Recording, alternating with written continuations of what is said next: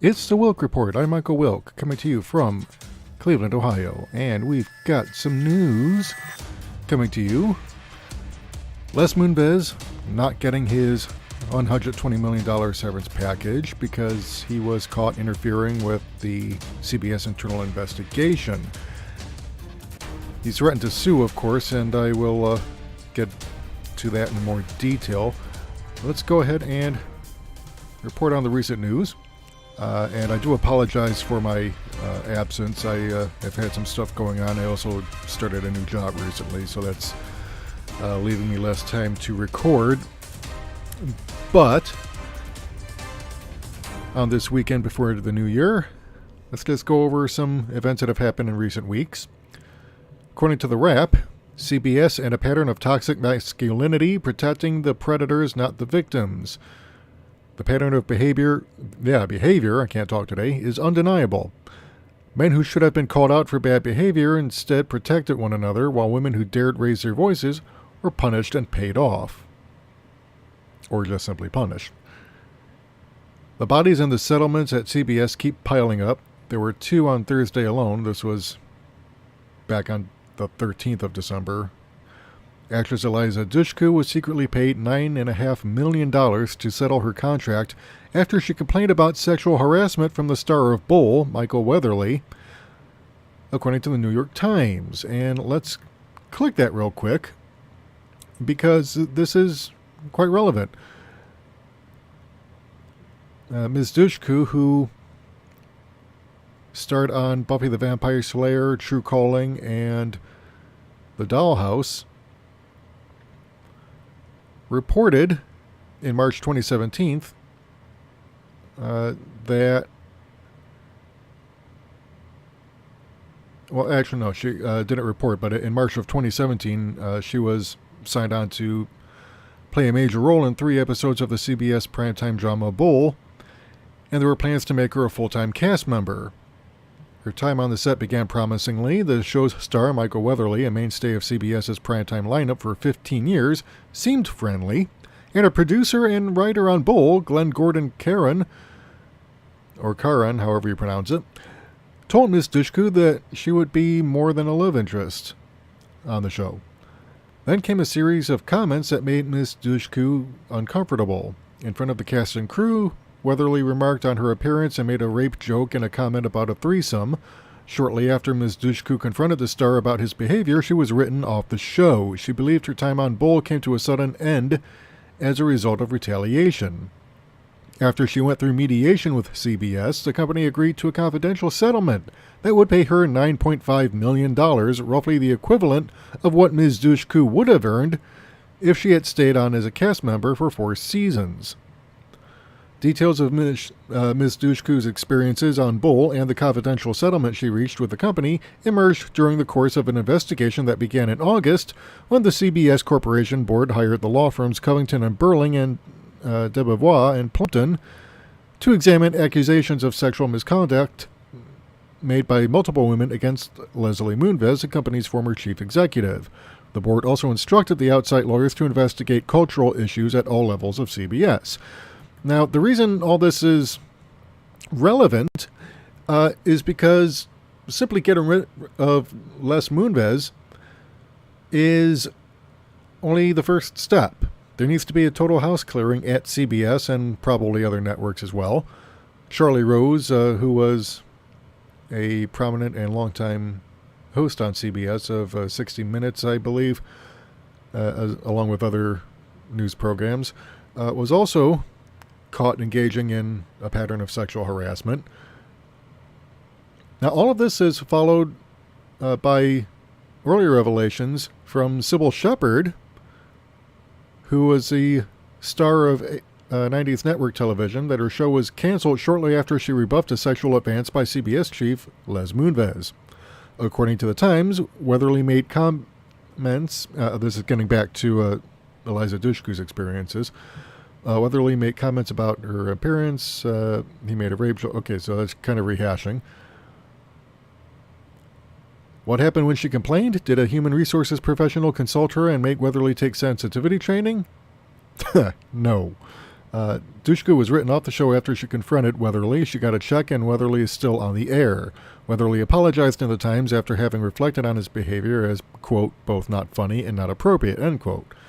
In Shepard's case, she said Moonves invited her to dinner when she was the star of Sybil. His assistant and my assistant made a dinner date, and we went to it, and he was telling me his wife didn't turn him on and some mistress didn't turn him on, so Shepard said. She turned Moonves down, left the dinner, and quite shortly afterwards her show was canceled. The pattern of behavior is undeniable at this point. Males who should have been called out for bad behavior instead protected one another. Women who dared raise their voices were punished and paid off, their careers set off course, shamed into silence. The evidence of a toxic male culture at CBS is overwhelming, led by a chairman who had a staffer on call for oral sex. And then it goes into some rather gruesome details about some of what we know about all the wrongdoing at CBS. 60 Minutes producer Jeff Fager was fired in September following a New Yorker report in which he was accused of groping a former intern at a party and turning a blind eye toward sexual misconduct by his employees.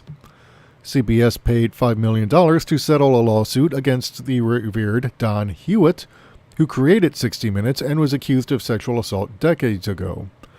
Mark Harmon, executive producer and star of NCIS, was accused of intimidating Paulie Perrette after his pit bull attacked a crew member, and Perrette objected to the dog returning to the set.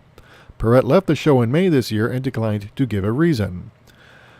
Then there's Charlie Sheen and his prostitutes, Charlie Rose and his interns, and executive producer at CBS This Morning exiting this week, in part because he too turned a blind eye to complaints about sexual harassment. And then, of course, there's Moonves himself, accused of sabotaging the career of Ileana Douglas, accused of sexual misconduct by a dozen women, accused of demanding oral sex from at least 4 employees, and having an employee on call for blowjobs, according to the internal draft report of a law firm's investigation into network culture prepared for the network's board of directors.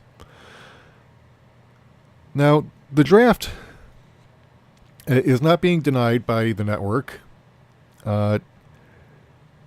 Moonves, as previously reported, is threatening to sue CBS for the leaks that have basically exposed him for the lying piece of shit he really is, but also just how depraved and monstrous his actions were. I mean, because the word misconduct here is really a misnomer. He committed sexual assault.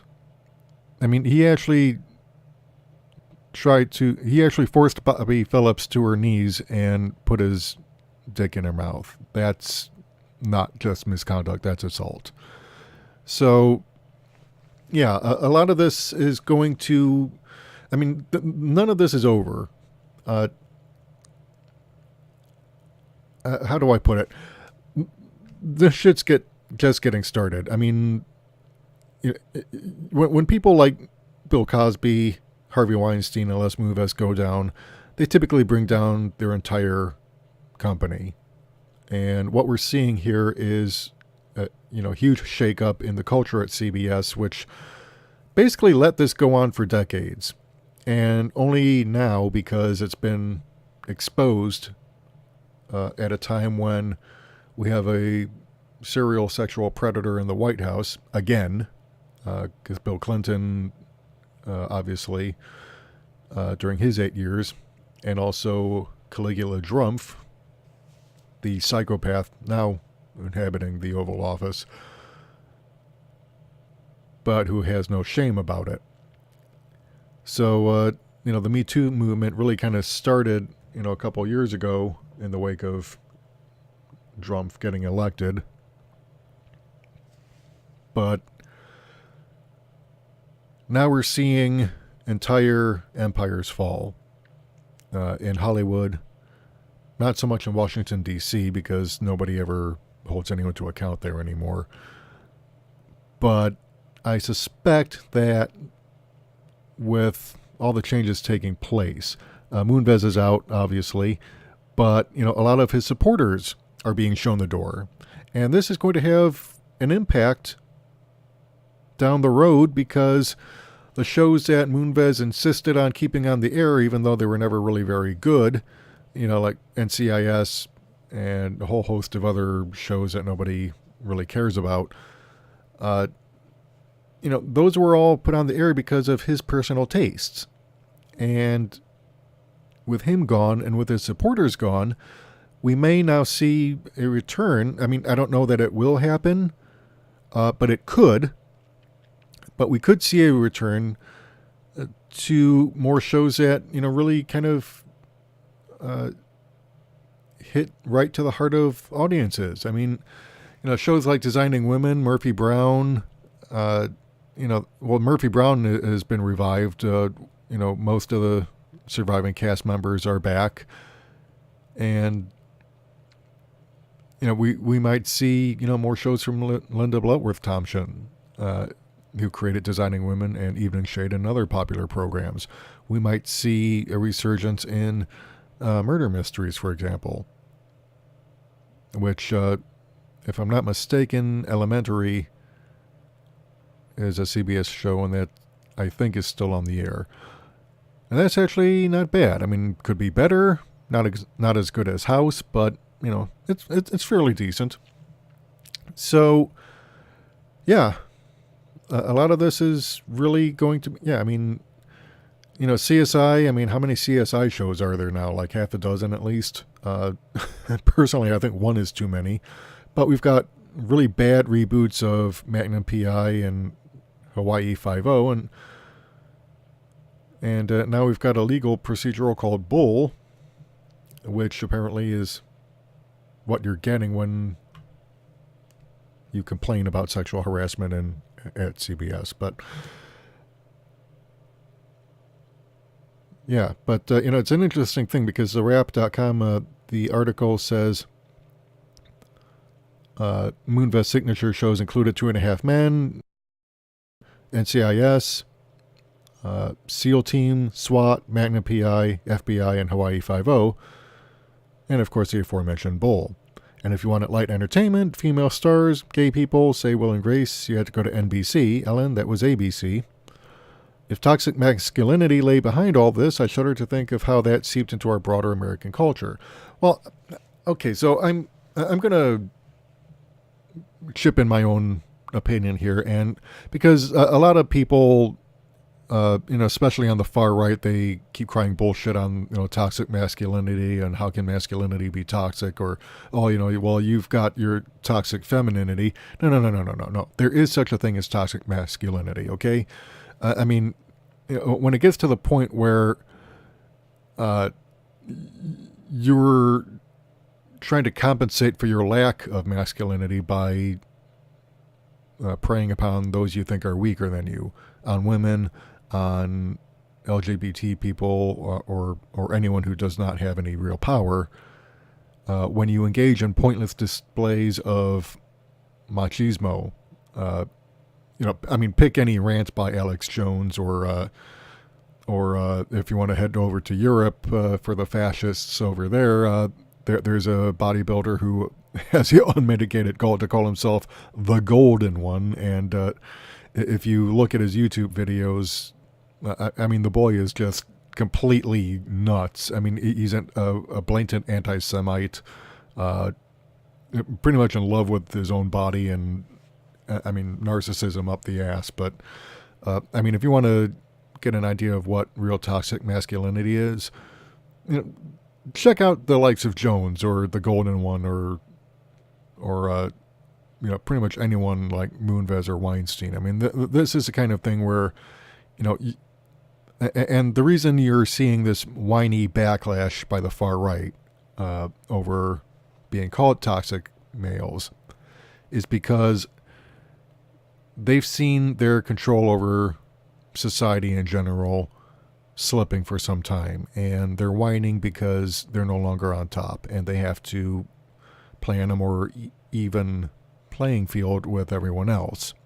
And the last few years, especially since the 2016 election, they've seen a resurgence in political power for people who they think they can identify with, who they think have their back. And that's that's just the way things are happening right now. But for anyone to say, oh, there's no such thing as toxic masculinity, well, yeah, there kind of is. And, I kind of define it in terms of when you try to assert your masculinity by demeaning, bullying, trying to control others, by engaging in acts of physical intimidation or violence as a means of getting your way, by throwing the equivalent of temper tantrums. I mean that's kind of toxic masculinity. I mean, real men. I mean, if you want to know what a real man is, look up Mahatma Gandhi. Look up Dr. Martin Luther King Jr. Look up Malcolm X. These were all men, all right, and they stood up and risked their lives. In fact, actually died for causes that were greater than themselves. They told the truth even when it brought them no benefit, even when it brought them harm, and in fact cost them their lives. But they did it, and they accepted the risks because it was right. Because someone had to stand up and tell the truth to power and, fight for the rights of those who have no power themselves. So, I mean, that's what a real man is. But, these childish displays of machismo by the likes of Alex Jones or Glenn Beck or Bill O'Reilly or Flush Limp Bowell, take your pick. I mean, these are not men. They are boys who have failed to grow up, and they really have no clue. That's my opinion. Take it or leave it. But here's one final bit before I move on. CBS's vice chairman is a woman, Sherry Redstone, and she is basically taking back over. I mean, once Moonves was out, it's pretty much I won't say it's a given that Viacom will merge back with CBS and Paramount, but it's looking like there's really not going to be much standing in the way when the agreement between National Amusements and CBS is no longer applicable, because the agreement that was reached as a condition of Moonves stepping down was Redstone is not allowed to take over CBS for at least 2 years. I mean, she has a controlling share in the network, so I mean, she's and the dynamics of corporate ownership and shareholder the way that works. I'm not quite as well versed in that as I should be, but as I understand the agreement that was presented, she is not to. I mean, she agreed not to try and take over CBS for another 2 years. So, but if you want to get a feel for what might happen, now that Moonves is gone and now that the people who supported him are being pushed out, we might see a return of shows like, I mean, hell, we might actually see Alex Klutzman and company given the boot, because STD is terrible. No one's really watching it. Those who are watching CBS All Access are going there mainly for football, apparently, according to the numbers.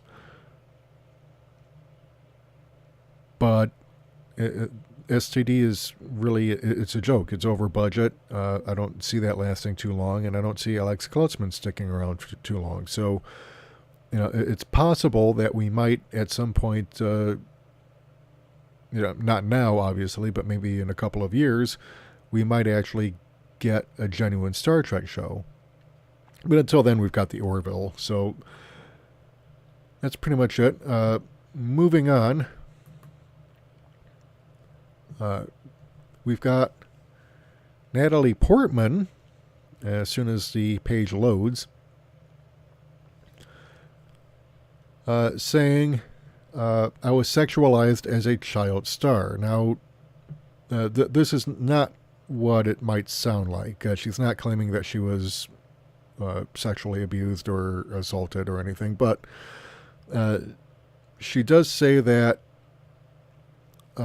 she was sexualized as part of her public identity. She told People magazine, "I know I was sexualized in the ways that I was photographed or portrayed, and that was not my doing. That becomes a part of your public identity." The 37-year-old actress previously spoke of how she felt the need to cover her body to show she was worthy of safety and respect. Speaking earlier this year, she said, "I understood very quickly, even as a 13-year-old, that if I were to express myself sexually, I would feel unsafe and that men would feel entitled to discuss and objectify my body to my great discomfort. I felt the need to cover my body and to inhibit my expression and my work in order to send my own message to the world that I'm someone worthy of safety and respect." Meanwhile, Natalie previously revealed how the Time's Up and Me Too movements have allowed her to make friends in the movie industry for the first time in 25 years. She said, "I've been working for 25 years. I've never had friendships in my industry until now. You're usually the only girl in the movie. Time's Up made us come together. We're actively gathering. Just the power of us getting to know other women in our own industry and sharing information that can help us be safer, more productive, more successful." So yeah, I mean, this is, especially poignant because Luc Besson, who gave her first real starring role in The Professional, has himself been accused of sexual assault, and that's really depressing because I like that guy's early work. I mean, his later stuff was kind of hit or miss, but I used to like his stuff a great deal. So I'll keep you updated on this as I get more information. But now we're getting to a bit of sad news. Those of you who like British comedy, as I do, and who might have seen the big screen adaptation of Absolutely Fabulous, which was a continuation of the TV show from the 90s, one of its actors, Dame June Whitfield, has died at the age of 93. The London-born actress passed away on Friday, with her agent saying she died peacefully, according to the BBC. She was a regular fixture on TV and radio for 6 decades, starring in Carry On films, Hancock's Half Hour, and even on Friends. At 89, Whitfield appeared in the television soap EastEnders as Sister Ruth, a nun with a secret. At 92, she was made a dame, which I guess is some kind of rank in Britain. But yeah, this is, I mean, it's not unexpected. I mean, she was up in years, but it's still, kind of like when Stan Lee passed away, you knew it was coming, given his age and his health, but it's still, kind of hit home. And I've been watching British television on, either on PBS or, on home video or by watching BBC America, really since I was a kid. And, stuff like this really kind of hits home for me because I used to watch this stuff. And, I like, Absolutely Fabulous was, it wasn't exactly my cup of tea compared to some of the other shows I liked. But it was okay for what it was. I thought it was okay. And, this is kind of sad, but, unfortunately, none of us can live forever. So anyway, that's it for the Wilk Report. This is Michael Wilk saying, if you like what you've heard and you want to hear more, feel free to hit the subscribe button and the bell icon to receive notifications whenever I upload new content. And to support the channel, you can head over to either Patreon or Subscribestar. Become a donor, help improve the quality of the podcast, and you'll receive the rewards that are listed in the profiles. That's it. Take care. Good night. I'm out.